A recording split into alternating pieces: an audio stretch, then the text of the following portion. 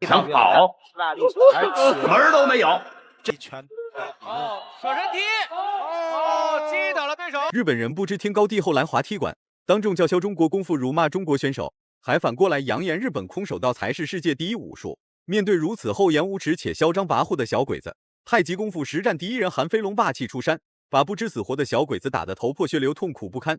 紧接而来的转身后摆腿才是整场比赛的精髓所在。日本小鬼子就像是断了尾巴的小狗，疼得他鬼哭狼嚎，哇哇乱叫。断裂的小牛子让他情不自禁地哭了起来，脸上的表情也是丰富了几分。简单介绍一下这位太极实战第一人韩飞龙，他是由太极天狮王詹军一手培养起来的，并且还是太极功夫与自由搏击结合一体的搏击顶尖。最引以为傲的杀招就是他那杀伤力极高的太极八卦腿，俗称是八卦舍身踢，踢爆了一位又一位来滑踢馆的小鬼子。面对叫嚣中国功夫、辱骂中国选手的招仓丰树，韩飞龙是要锤爆招仓丰树的大脑，让其重新见识到中国功夫和太极功夫的威慑力。话就不多说了，来让我们欣赏一下韩飞龙的精彩表现。白色长裤是中国勇士韩飞龙，蓝色短裤是日本空手道冠军招仓丰树。第9站成都站的比赛，我们现在在四川大学体育馆，我是解说员东宁，我是董江涛。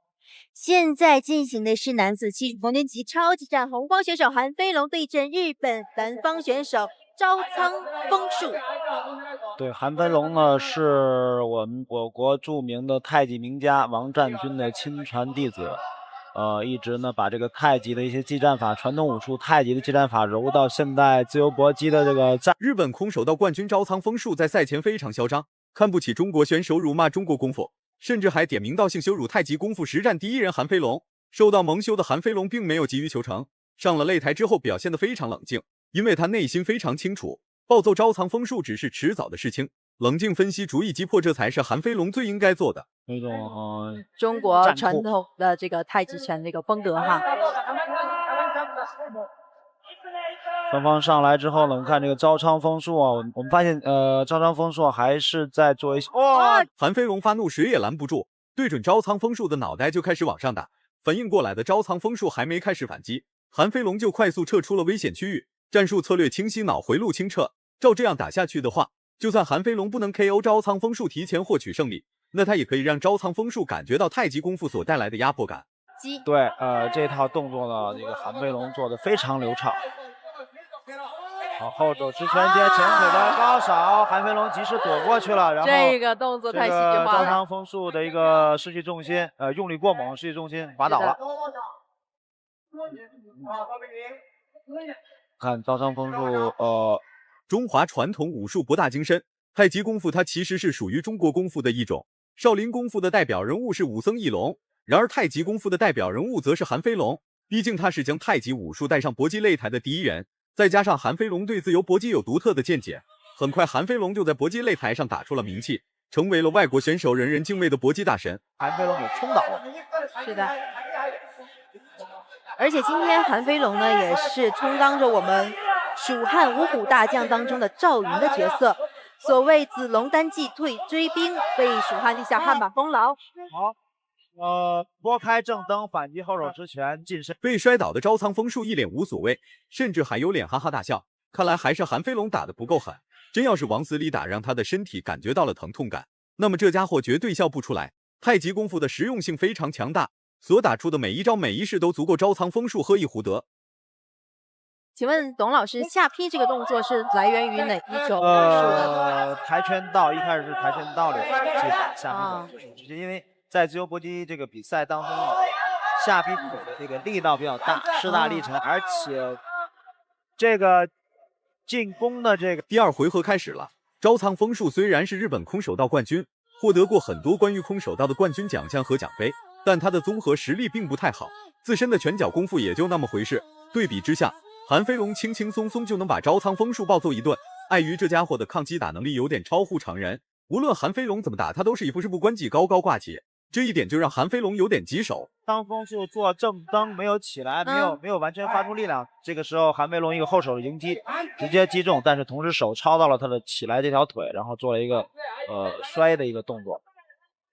但是这个摔法是不得分的，不计入这个裁判评判的一个因素。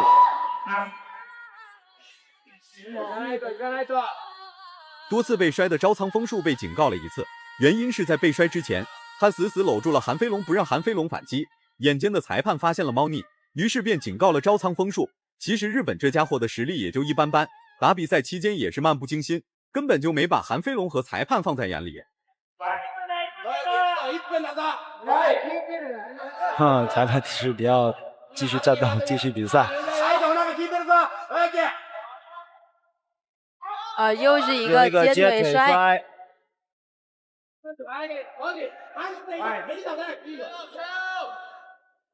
好，韩飞龙后扫。朝仓丰树的进攻没有任何威胁，无论是出拳还是出腿，或者是拳脚组合进攻，韩飞龙都能在第一时间进行化解，并对其发起严肃反击。然而小鬼子一点武德都没有，打完进攻之后，不管有没有效果，他下一秒都会主动搂抱韩飞龙，尽最大努力不给韩飞龙发起反击的机会。这是韩飞龙的正蹬落空，然后朝仓丰树接住之后，一时不知道接下来该怎么做，有点迟疑了。我们看朝仓丰树已经连续多次利用这种近身跳起来的袭击近身，然后做出一些攻击。第二回合还剩下最后1分钟，朝仓丰树在没有获取有效进攻的同时，比赛节奏和比赛优势都不在他手中。整场比赛就好像是在猫抓老鼠，韩飞龙进攻，朝仓丰树就伺机而动，准备逃跑。实在跑不掉的话，这家伙又频繁实施搂抱，根本就没打算和韩飞龙展开火拼，更多的是想搞垮韩飞龙的心态与精神。然而韩飞龙可不会惯着他，持续暴揍就对了。那个下劈腿是有弧度的，弧度对，斜下劈下来的。这就是朝仓丰树的一个后腿的扫踢之后，被韩飞龙接住之后来一个接腿摔。既然接腿摔不得分，为什么韩飞龙要耗费体力做一下这样这是他破坏对手进攻节奏的一种方式。你出腿我就让你倒地，基本上你虽然不计分，但是你倒地之后，整个身体就要调整自己，因为你的节奏就会被打破。是，还是很聪明的一个打法。第3回合开始了，最后3分钟，韩飞龙会让朝仓丰树体会到来自中国功夫的威慑力，主动出击就是对朝仓丰树最大的尊重。真要是韩飞龙连打都懒得打，那么朝仓丰树也就完蛋了。多次被摔的小鬼子依然是不知悔改，依然是持续选择搂抱，不然韩飞龙也不会主动去游走在比赛规则的边缘。摔倒了。转身的转身后蹬踢到裆部。这个是这个转身的后摆腿是应该从他出腿的这个这个角度来看，应该是直奔这个朝仓丰树的大腿的。对，后脚跟直接抛到这个大腿的话，我们成都的观众还是非常有素质的，为这个日本选手响起了掌声。比赛继续进行。韩飞龙进攻他就跑，或者是主动搂抱，根本就没打算要和韩飞龙展开激烈对拼。其实看过这场比赛的应该都很清楚，日本鬼子为什么唯唯诺诺不敢进攻，除了防守就是搂抱。其实他本想搞垮韩飞龙心态，其后再对韩飞龙发起猛攻。此时的计划已经泡汤，那他将会面临韩飞龙数不清的重拳出击。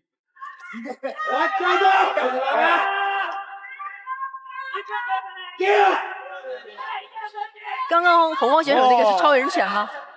这个日本选手一个飞起来的一个飞膝啊，非常危险。但是韩飞龙一个侧身的闪避啊，但是也还是很危险，刮着下巴过去了。是的。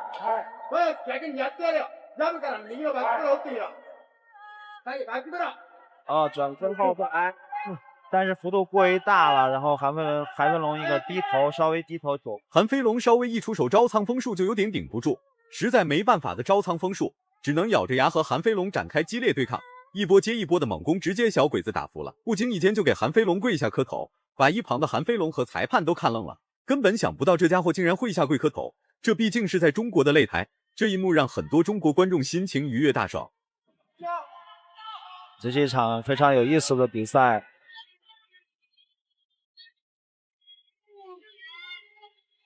我们的日本选手在场上的这种表现呢，非常的放松连续的组合拳追击。韩飞龙步步紧逼是吧？对。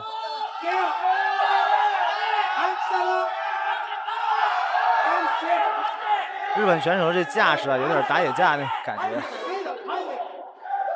韩飞龙的太极八卦腿也使出了好几次，同时这家伙的身高救了他好几次，要不是身高高了点，韩飞龙的八卦腿定会打得招仓枫树吃不了兜着走。最后10秒。再次小身踢，再次亮了一个绝招，但是没有成功。好，比赛结束了，最终太极功夫更胜一筹。最起码韩飞龙用中国功夫暴揍了招仓枫树一顿，还把招仓枫树给打跪了。结果很清楚，中国功夫确实要比日本空手道技高一筹。如果满分是100分的话，你会给太极实战第一人韩飞龙打几分？